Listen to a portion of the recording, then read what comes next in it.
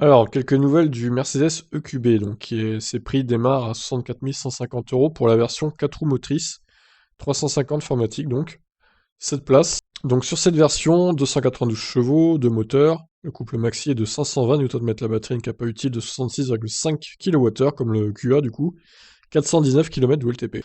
Côté offre de finition, il y a pour commencer la version MG Line, doté d'un kit de carrosserie spécifique, il est en série, légende 18 pouces, surveillance des angles morts, aide au maintien dans la voie, freinage d'urgence actif, l'instrumentation numérique, système multimédia MBUX sur écran tactile 10,25 pouces, caméra de recul et phare LED. La troisième rangée de sièges est en série, et il y a une banquette 40-20-40 en deuxième rangée, le modèle est livré avec un câble de recharge pour bonne public, 22 kW. Alors, sachant que la voiture ne se rechargera pas à 22 kW, hein, évidemment. Je crois que c'est 11 maximum, on va aller vérifier ça après, mais...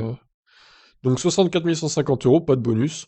La version 300 serait moins chère. Alors peut-être que la version 300 aura un bonus, mais bon, je trouve que c'est cher quand même, hein. Donc là j'ai un article de l'Argus qui nous parle de ce véhicule. Donc ouais, 4,68 m de long. Alors largeur 1,68 m, je crois qu'ils se sont trompés, c'est pas possible, hein. Ça doit être 1,88 m par 1,68 m, c'est pas possible.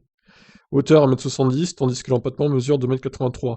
Question coffre, tablé sur un volume maxi de 1710 litres pour la version à 5 places, 1620 pour celle accueillant 7 passagers. Donc toute banquette rabattue évidemment. Le volume du coffre sous cache-bagages du Mercedes EQB est de 495 litres pour la version 5 places et 465 en déclinaison 7 places. Ok. Donc 292 chevaux cette version, le QB 300 ce sera 228.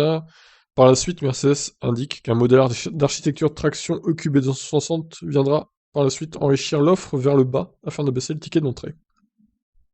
Donc les accélérations, la version 228 chevaux 8 secondes, le 0 à 100, et on sait pas, la version 4 roues motrices, ça doit être 6 secondes et demie je pense.